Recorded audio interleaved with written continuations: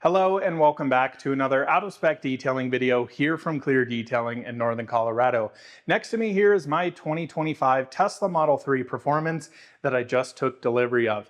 In today's video, we're going to be taking this car through our full paint quality inspection with a fine-tooth comb, going through looking at different orange peel texturation, looking at different coloration in bumpers and plastic painted areas.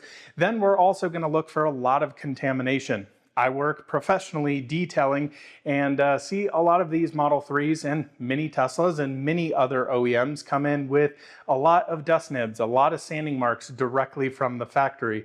We'll also go through and take a paint meter inspection to see how thick as well as consistent the paint is. Now the great thing with this particular car is this is straight from the Fremont factory. When I took delivery, I requested the car not to be washed. So any scratches, any imperfections here are either from the factory or any sort of transport. So join me as we do a full paint quality inspection with my brand new Model 3 Performance. Welcome back and let's jump into it.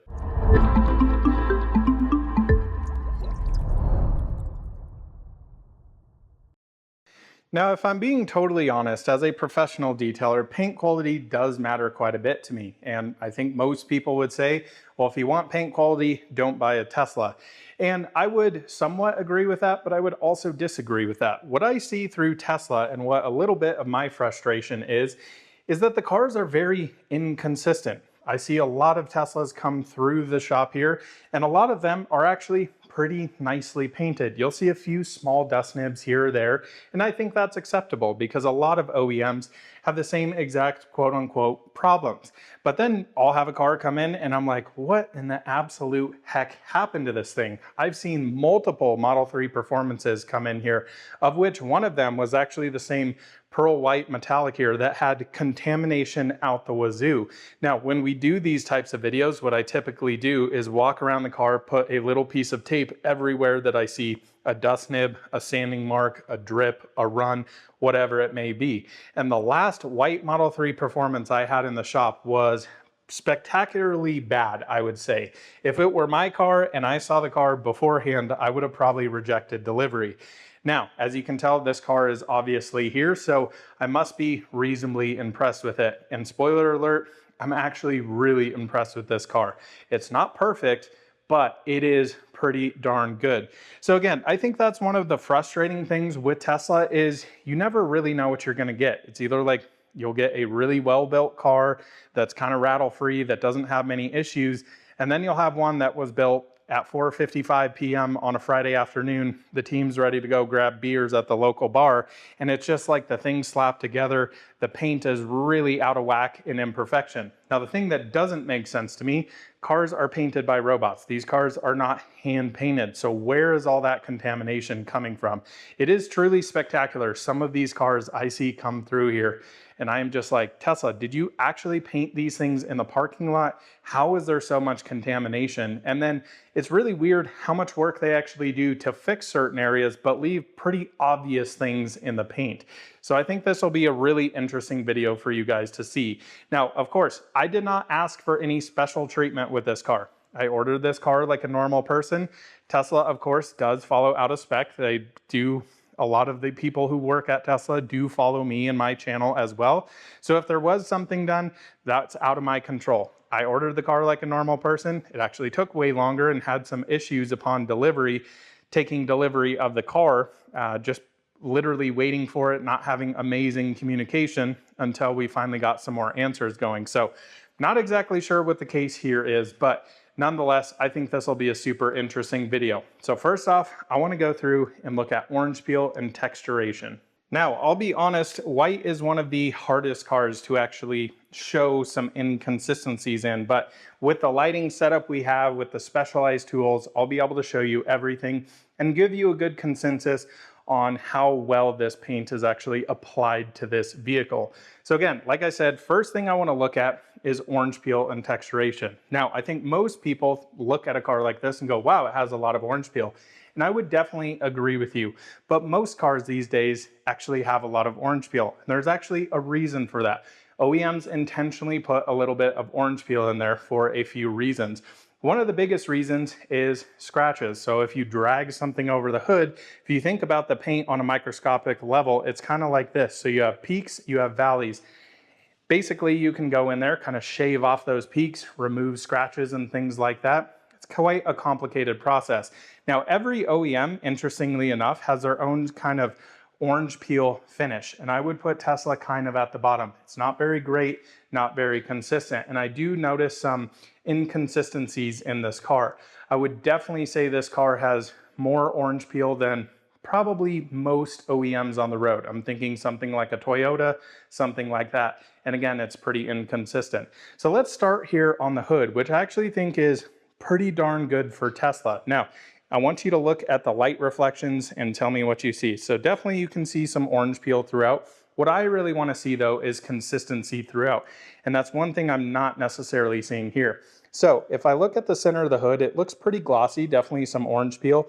Then I come down here and the paint is looking not the clearest, and the orange peel consistency definitely makes this look quite a bit more dull. Now I think most people would say, okay, well you can go through, you can detail this, you can wet sand it. For me, modern cars just do not have enough paint on them to actually fully go through, remove all the orange peel, and then safely have room for the life of the car to be repolished or maybe recompounded to remove some scratches. So for me, I'm okay living with some orange peel as long as it's not egregiously bad. And again, I've seen some egregious paint jobs from Tesla.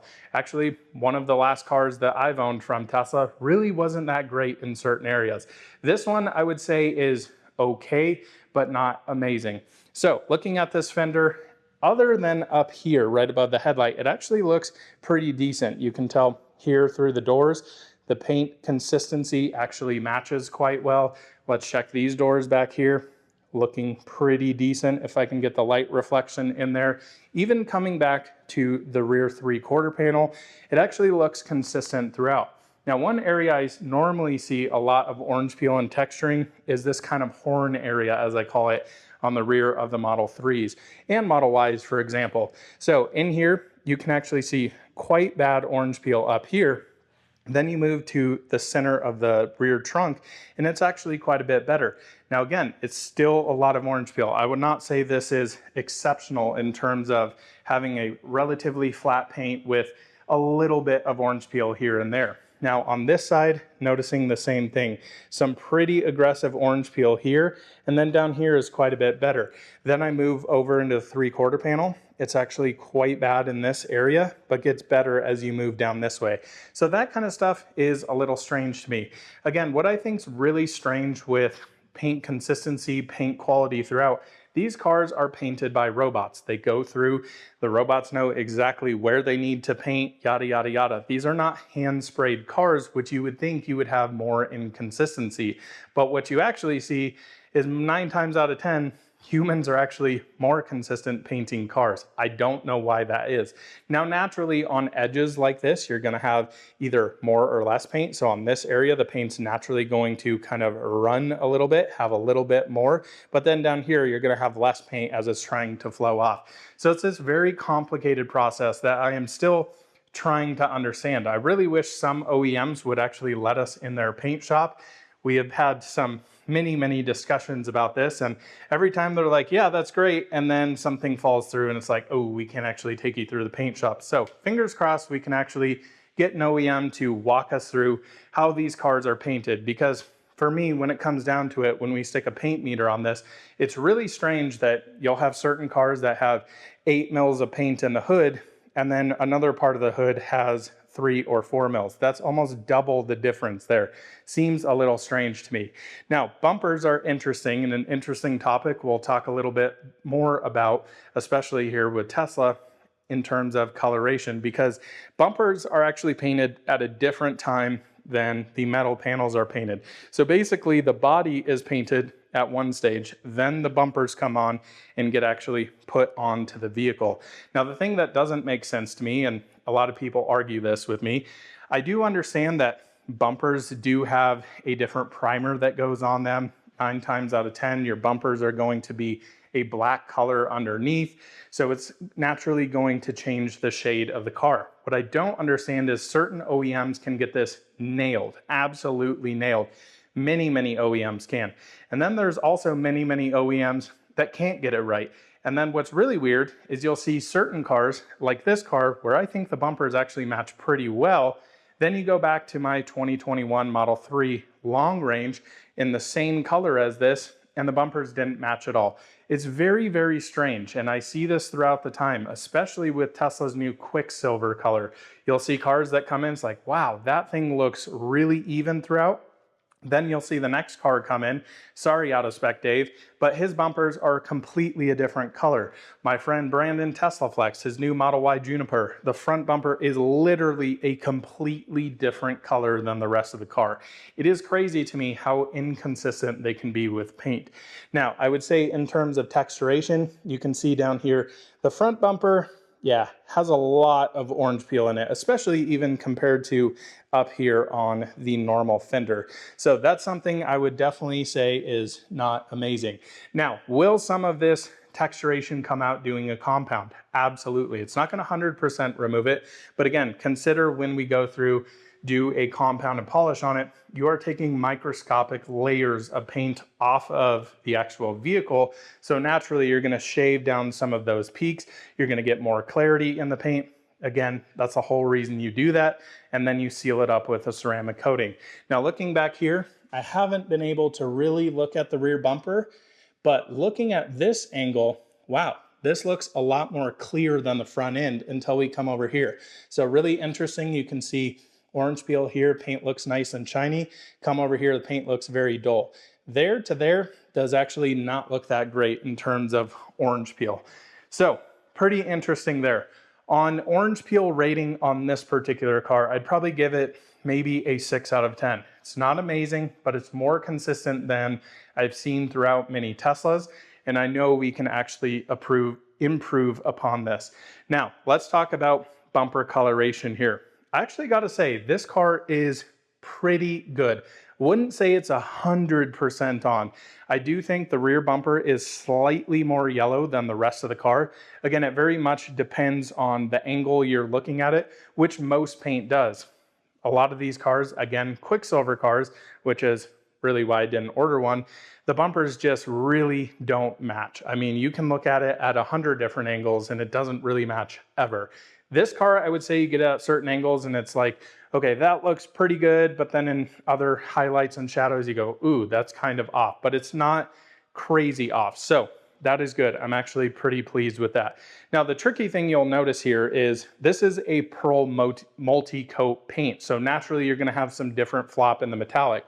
So as I come down here, I would actually say it looks pretty good from that bumper to fender there. Standing up here, I can definitely tell this looks a little bit more yellow. This is a crisper white.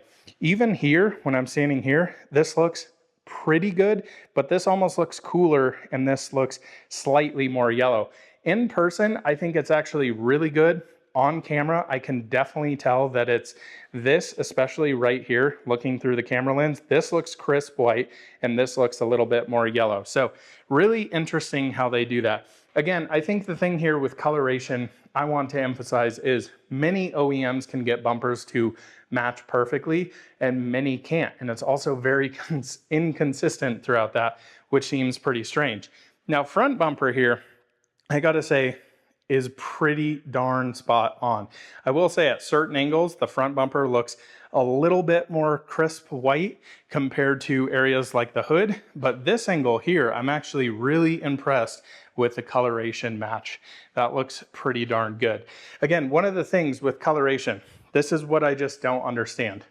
When you have a paint code, you have exactly how much white's going in it, how much black, how much red, greens, whatever colors you're putting in there to make up that color code. I don't understand how it can be so different.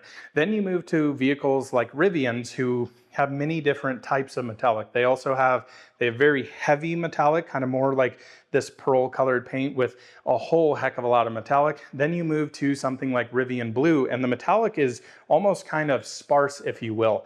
The interesting thing is with Rivian, what you'll see is very sparse hood, fenders, doors, things like that. Then you move to the plastic areas and it's like an absolute glitter bomb.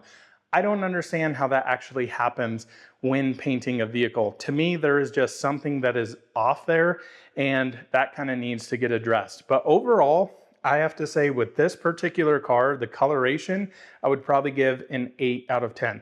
Pretty darn impressive. So next steps here I would like to do, I'm gonna do my contamination review. So I'm gonna walk around the car, I'm gonna use the lights to my advantage here and put a piece of tape all over the little dust marks. Now, I have seen a few of them, number one being this over here, but I'm gonna take some time to do it. It's a little hard to pick up. Let's see if I can pick it up right there. Can you see that right in the middle of the light? So this is what I'm looking for. So what I can tell you happened here, I think I'm on the wrong side, we'll have to get the light right, is they had a big piece of contamination. Sorry, it's very hard to pick up here. Big piece of contamination. They sanded it. See how the orange peel pretty much goes away from there, and it actually dug that out of the paint. So there was a pretty big spot there. Now, when I looked at this car yesterday, it literally looks like there is a dent in the car from that big piece of contamination. Where to go? It's a little hard to see on camera and fine. Nonetheless, we'll point it out more. I think we just got it. There we go. See how that looks literally like a dent? Right there. Pretty freaking wild. So that's one of the things with this contamination. Okay, I understand you may have a couple of specks here and there. A lot of cars are actually pretty decent. Some Toyotas I've seen, they'll have like 1 or 2 on the entire car. Now, you can remove those by sanding them. The issue that I have with it is exactly what we saw out there. You can actually make it look more like damage. So for me personally, on my personal cars, on most of my customer cars, unless they request it, I would rather not sand it because, again, looking at orange peel here, if you have a spot that you go through and sand, it's gonna look very weird compared to the rest of the car. And I don't like just having these big circular dots everywhere of paint that has been fully wet sanded, has no orange peel in it. So give me a few minutes here. I'm gonna walk through, put tape all over the contamination areas. I'm also gonna look for sanding marks, gonna also look for scratches and any sort of damage throughout, and really dig into a little bit more of the paint evaluation. So I've walked around the car now and put a piece of tape where I can see imperfections, some sanding marks here and there. And what you'll notice here, it's actually pretty sparse. It's of course mostly on the areas that are on top of the vehicle, not necessarily down the side. Why is that? Well, where do you think dust falls from? It doesn't come in necessarily from the side. So a lot of it is falling onto the paint. And I gotta say, overall, I think it's pretty good. Now, do I think this level of imperfections and little dust nibs in the paint is necessarily acceptable? No, not really. I do think this should be more perfected. Again, I can go to something like a Toyota, purchase a car for much less money than this car, or purchase a car that's more expensive also, and definitely get a higher quality paint job. Now again, you move to something like Audi, you move to something like Porsche, it's of course another level on top of that. Porsche is just like way above. Now what the interesting thing is, when you do paint a sample with Porsche, get your color painted in pretty much any color of the rainbow you honestly want it to be, I actually do see quite a bit more work gets done to them. So they actually go through, do a lot of sanding at the factory, a lot of rotary polishing. Now, what I'm noticing here, found really one sanding mark. I was really looking for more of just the dust nibs for now. I'm gonna go back through also after we pull all these pieces of tape off and look for damage, more of those sanding marks and really more scratches and imperfections like that. This is really just the contamination stage. So I wanna go through this and show you. Now, a lot of these, I know a lot of people will say, well, I can barely even see them. White is really hard to see for sure. Now, this light in here, which is why I literally made it like this to see imperfections, shows everything. So this is why I am able to actually do these evaluations. Now, I will say, do I think any of the contaminants on here would sway me from not taking delivery of this car. Obviously not, I took delivery of the car, but I wouldn't necessarily say it's incredible. So let's walk through here and just show you some of this stuff. Some of these are pretty small, but you may be able to see a little piece of contamination there. Some are bigger than others. Over here, got to get the light at the right spot. Boom, you can see that little piece of dust, little contamination in there. This one's actually quite a bit bigger. You can actually see a black dot. So some of these are actually in the color coat underneath that. Some of them are in between those layers. So like this one, for example, I can see that piece of dust kind of clear as day. So that to me tells me this is actually in the clear coat. Now you can go in here and actually wet sand this. Again, going back to what we saw up front, the issue with that is you're going to take the texture away from the side of it, and essentially you could have what looks like a little rock chip there. So for me, the juice is not necessarily always worth the squeeze. Now, if you have something like a paint run or something like that, I think, okay, then you could go in there and wet sand it a little bit and probably make it look a whole heck of a lot better. Back here on the spoiler, you can see a little dust nib there, a little bit harder to see. This area has quite a bit actually, so I gotta get the light right here. 1, 2, 3, 4, 5. Those are all pieces of dust in the paint. And again, I think some people are gonna say, who the heck cares? It's a car, it's a tool. For me, I do care. You're spending $55,000 on a car. You shouldn't really have dust in the paint. Now, I always bring this story up because I think it's really funny. I had a Lamborghini Huracan Evo in here painted in like a $17,000, $18,000 option paint job, bright orange car, found a hair in the clear coat and they left it in there. Pretty insane stuff. So it's not only just Tesla. I always like to bring that up. Now here, same thing going on. You can see that little piece of dust there is actually black. So that is in between the color coat and the clear coat. Now over here, what do we have? Oh, this is where it's been sanded. So right in that area, if I put the light on it, you can see that dull spot. So what happened here, and I can see this area particular, see how flat the paint is here and how orange peeled? So they saw a big imperfection there at the factory, went in, sanded it, polished over it, but then didn't polish all of it. So like, why do that? Pretty annoying. Over here, same thing, another little dust nib right there. Now, back here, I'll also show you this. We'll get the angle a little bit better. You can see right below the Tesla T, another dust nib there, and another dust nib there. Honestly though, I wouldn't say these are too bad, as I just found some other ones. Ooh, we have a piece of fuzz. That's a piece of hair. Funny I just said that. That's a little piece of hair or a microfiber or something in there. Dust nib there, dust nib there.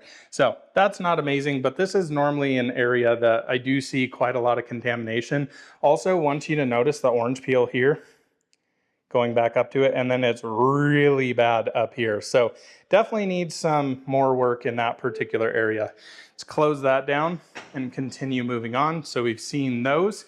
I think this one up here was actually pretty bad. So that top one there, you can see it's literally made the paint run off of it. That piece of contamination was so large. You can see the other one right there.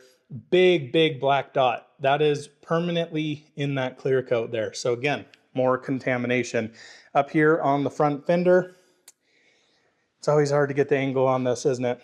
Right here, boom, there we go. You can actually see the paint has dripped around that.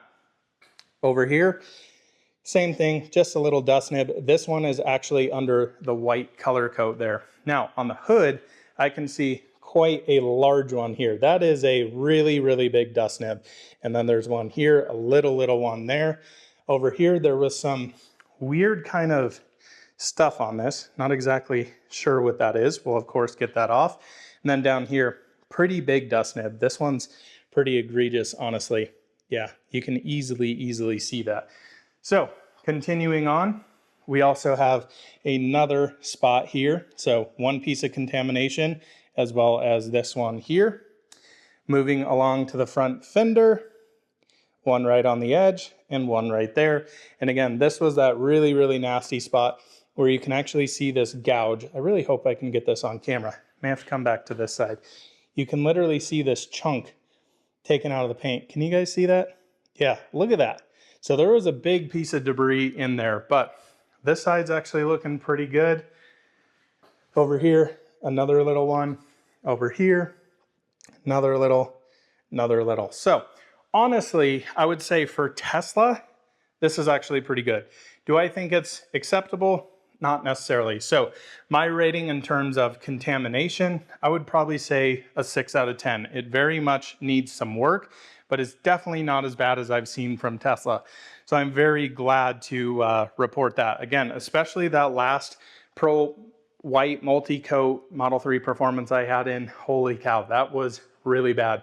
Probably one of the biggest chunks of debris I've ever seen in paint was on one of the rear doors. I'll see if I can find it in my photos or videos and try and put it into this video, but holy cow, pretty bad. So next thing I'm gonna do here, remove all the tape. I'm just gonna look for some scratches here and there. I'm not gonna show you every single one. I've already seen quite a few. I think it's kind of on the level of acceptable. Again, this is the reason you get a paint correction, because brand new cars never have perfect paint, even if they're not washed by the dealership. So we have walked around the car here and I'm happy to report nothing really major. Now that is very much down to, of course, this car was not washed by the dealership. As much as I love the guys over there at Tesla Loveland, yeah, paint scratch is pretty easy if you're using the wrong products, using the wrong tools, using a dirty towel, using a chamois that you're using on 100 other cars that never gets washed. That's the reality. So very happy that a lot of these imperfections are not from that. Now, there still are quite a few. And again, I think this is a moral to the story.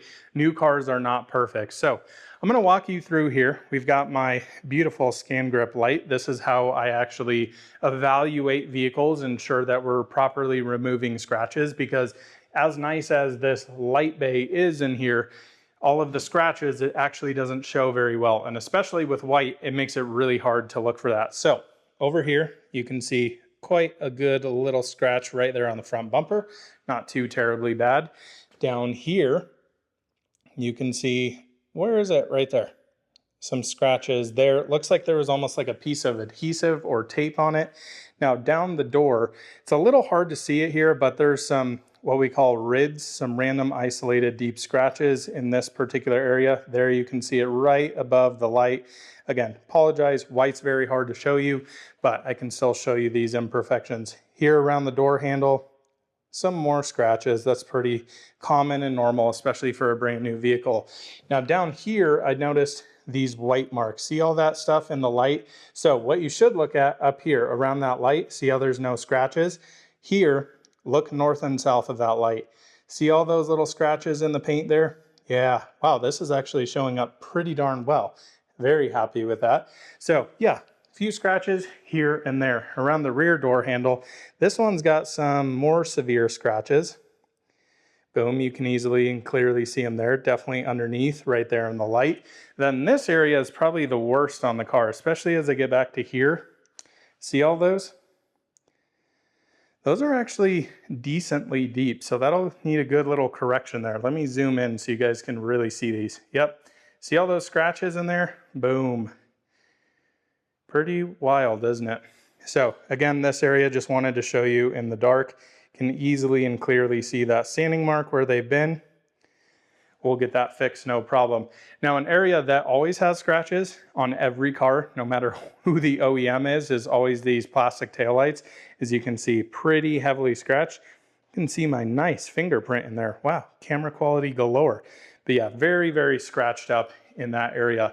Now, back here on the trunk lid, we've got some more scratches, as you can see right there, that run the whole way of the hood, or trunk, I guess it is.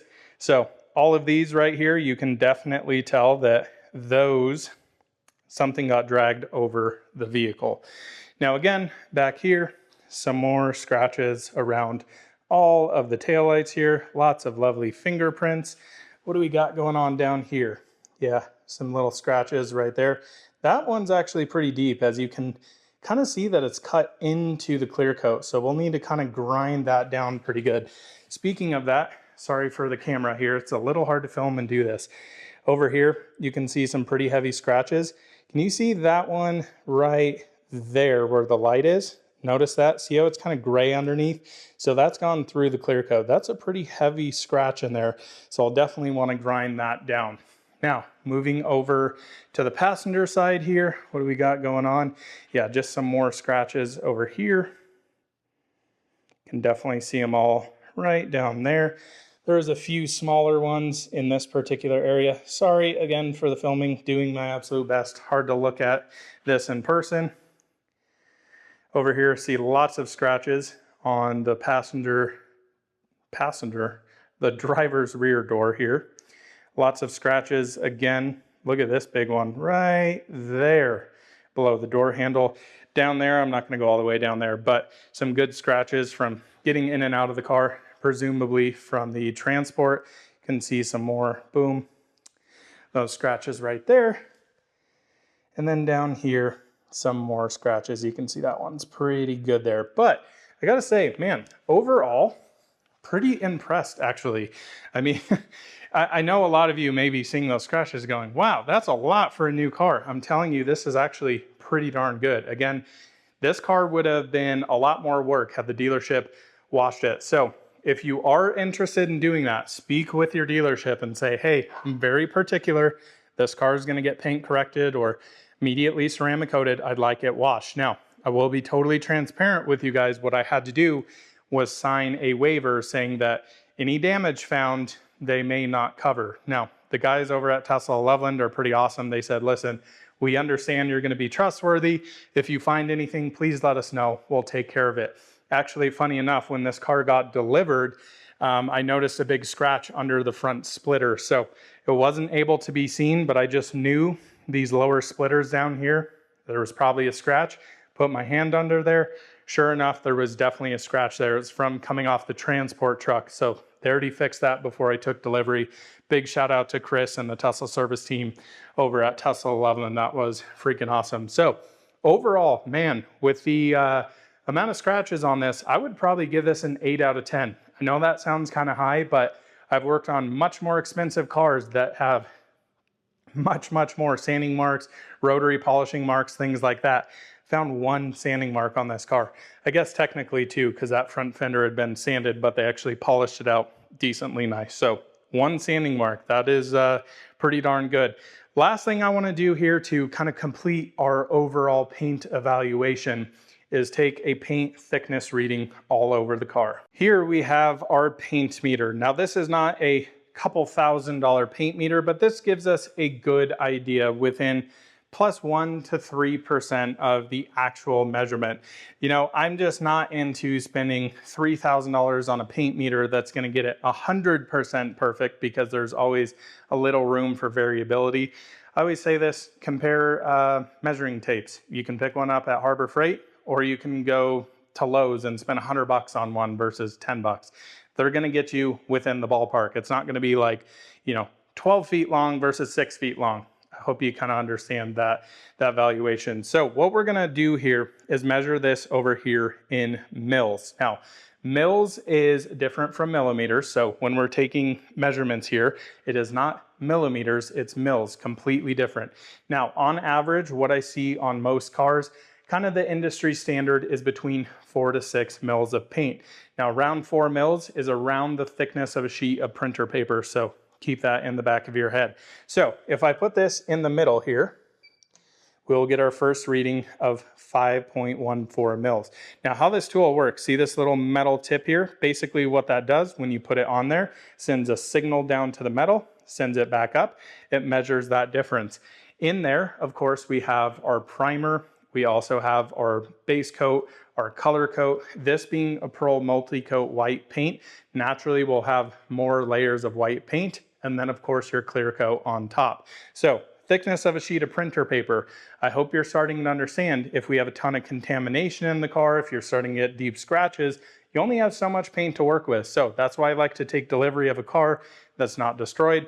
That's why I hope to see cars without a ton of contamination in it in case we need to remove something that is excessively bad.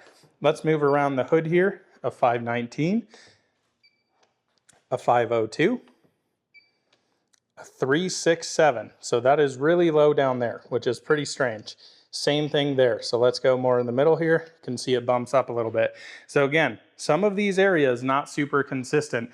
I'm looking for overall consistency here, not just strictly paint thickness.